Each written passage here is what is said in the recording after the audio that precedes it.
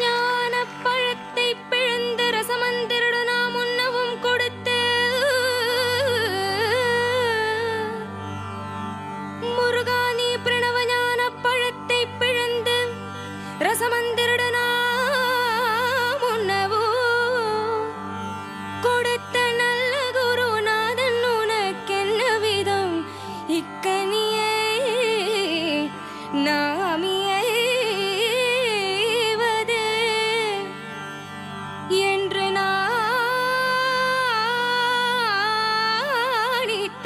நாணிட்டார்.